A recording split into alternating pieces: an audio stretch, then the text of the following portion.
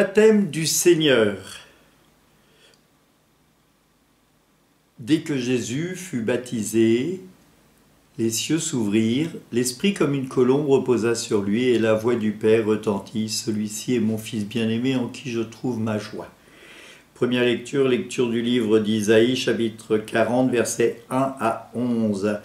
Psaume 103, bénis le Seigneur mon âme, Seigneur mon Dieu, tu es si grand. Deuxième lecture, lecture de la lettre de saint Paul à Tite, chapitre 2, versets 11, 14 et 3, 4, 7. Évangile de Jésus-Christ selon saint Luc, chapitre 3, versets 15 à 22. Alléluia! Voici venir un plus fort que moi, proclame Jean-Baptiste. C'est lui qui vous baptisera dans le feu et l'Esprit Saint. En ce temps-là, le peuple venu auprès de Jean le Baptiste était en attente, et tous se demandaient en eux-mêmes si Jean n'était pas le Christ. Jean s'adressa alors à tous, « Moi je vous baptise avec de l'eau, mais il vient celui qui est plus fort que moi. Je ne suis pas digne de dénouer les courroies de ses sandales. Lui vous baptisera dans l'Esprit Saint et le feu. » Comme tout le peuple se faisait baptiser, et qu'après avoir été baptisé, lui aussi, Jésus priait. Le ciel s'ouvrit, l'Esprit Saint, sous l'apparence d'une corporelle comme une colombe, descendit sur Jésus. Il y eut une voix venant du ciel. « Toi, tu es mon Fils bien-aimé, en toi je trouve ma joie. » Acclamons la parole de Dieu. Louange à toi, Seigneur Jésus.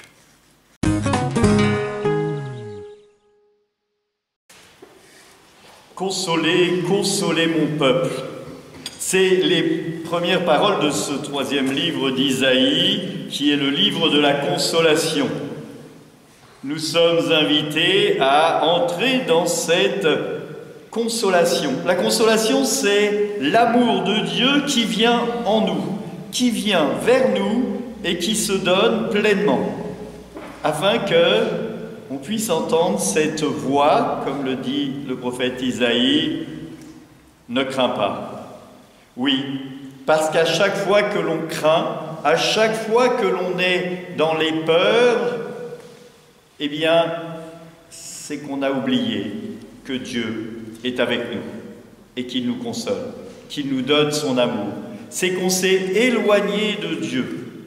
Alors, cela ne veut pas dire qu'on n'a pas le droit d'avoir des moments de doute, ni des moments de pleurs, ni des moments de faiblesse. Mais il nous faut, justement, dans les moments de doute, dans les moments de pleurs et dans les moments de faiblesse, réellement se dire que Dieu est avec nous et qu'il est là pour nous. Dieu n'a pas voulu l'homme pour que l'homme se serve de Dieu ou serve Dieu. Dieu a voulu l'homme par amour et il nous a créés par amour. Alors aujourd'hui, nous célébrons le baptême de Jésus et la lettre de Tite est bien claire. Le baptême que nous recevons est un baptême dans l'eau et l'esprit. Par le baptême, il nous fait renaître et nous renouveler dans l'Esprit Saint. Par ce baptême, nous entrons dans une dimension tout autre qui est celle avec Dieu. Nous faisons partie de cette Trinité parce que nous avons reçu l'Esprit Saint. Et oui, le baptême de Jésus, le baptême des chrétiens, n'a rien à voir avec le baptême de Jean le Baptiste. Certains vous diront, venez chez moi, on va vous plonger dans l'eau et là ce sera le vrai baptême, comme Jean-Baptiste. Grand bien leur fasse. Moi je suis allé au Japon, tous les soirs je prenais un bain complet dans de l'eau très chaude. C'est pas un baptême, c'est juste pour me laver. Le baptême chrétien nous donne le feu et l'esprit. On ôte par la prière d'exorcisme le péché originel et on remet l'esprit. Recevez l'Esprit Saint par l'imposition des mains. Ce n'est pas juste une purification. Le baptême de Jean-Baptiste, c'est juste une purification. Et c'est très bien. C'est ce que l'on appelle, nous ici, la confession. Vous êtes invités à venir au moins une fois par an, et si vous venez plus, je ne vous en voudrais pas.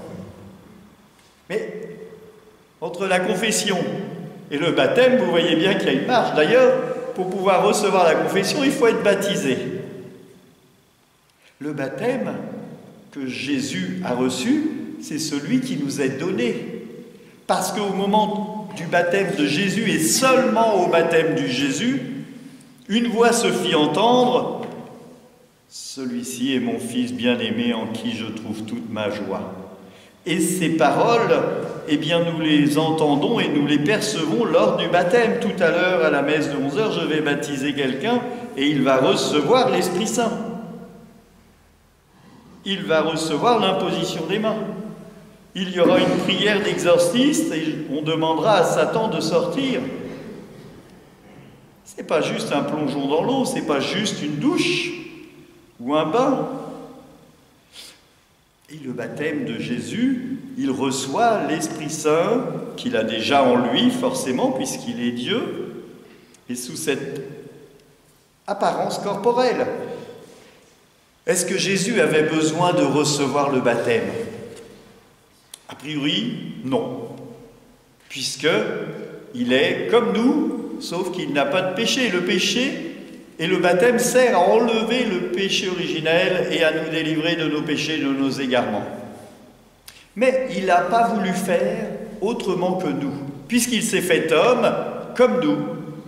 Il a pris toute notre condition humaine et tout notre chemin. Et par son exemple, nous voyons ce que nous recevons le jour de notre baptême. Parce que le Christ reçoit l'Esprit Saint, parce que le Christ reçoit l'eau du baptême, parce que lors du baptême du Christ, le Père dit « Celui-ci est mon Fils bien-aimé ». À chacun d'entre vous, lors de votre baptême, Dieu a dit « Celui-ci est mon Fils bien-aimé ». Vous êtes bien-aimés de Dieu. Nous sommes bien-aimés de Dieu. Alors, en regardant le baptême de Jésus, quand il le reçoit, eh bien, nous entrons dans une dimension tout autre que le baptême de Jean-Baptiste. Et c'est ça qui est important de bien comprendre. Alors, bien sûr, certains prêtres vont mettre que quelques gouttes d'eau et c'est dommageable. Il faut bien qu'il y ait de l'eau pour laver, il faut...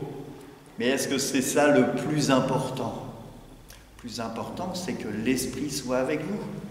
Que lorsque je me tourne vers Dieu, comme le dit saint Paul, je puisse dire « Abba, Père » parce que je suis devenu fils dans le Fils par le baptême. Ce baptême est un don, une grâce. Et je dois le mettre en œuvre. Je dois, parce que j'ai reçu l'Esprit Saint, eh bien, le partager aux autres, le faire fructifier, comme on dit. Alors bien sûr, je suis sauvé par la grâce de Dieu. Et je peux rester assis sur ma chaise et rien faire. Je suis sauvé par la grâce de Dieu et cette grâce me fait me lever et annoncer la bonne nouvelle. Les deux attitudes sont possibles et vous comprenez bien qu'il y en a une qui portera du fruit et l'autre qui n'en portera pas. Alors, soyons fiers de voir aujourd'hui, dans cette dimension du baptême du Christ, notre baptême que nous avons reçu le jour de notre baptême. C'est un baptême indispensable qui nous aide dans notre vie au quotidien, dans toutes les dimensions de la vie. Je ne peux pas dire j'entre dans l'église et je fais agir mon baptême et je sors de l'église après la messe au bout d'une heure et mon baptême, ça c'est pas chrétien. Si je considère que mon baptême ne doit être efficace que dans l'Église, eh bien je ne suis pas catholique, je ne suis pas chrétien. Vous aurez beau dire ce que vous voulez, ça ne marche pas. Et donc, grande joie, nous avons reçu un baptême qui nous a imprimé pour toute notre vie ce beau sacrement. Soyons dans la joie de pouvoir aujourd'hui, eh bien, recevoir, c'est ce que nous avons fait par l'eau de l'aspersion, une purification qui nous est nécessaire. Soyons dans la joie de pouvoir recevoir, pour ceux qui ont fait leur première communion, l'Eucharistie. Dans ce pain qui se donne, le Christ se donne, corps et sang dans le pain eucharistique. Soyons dans cette joie de voir le Christ qui est pour nous. et pour chacun d'entre nous un don d'amour et un don de l'Esprit Saint. Amen. Rassasiés par ce don sacré, nous implorons ta bonté, Seigneur. Accorde-nous d'écouter fidèlement ton Fils unique, afin de pouvoir être appelés tes fils et de l'être vraiment. Que Dieu Tout-Puissant nous bénisse tous, Père, Fils et Saint-Esprit. Amen. Allez, dans la paix du Christ, nous rendons grâce à Dieu. Bonne semaine et bonne fête du baptême du Christ.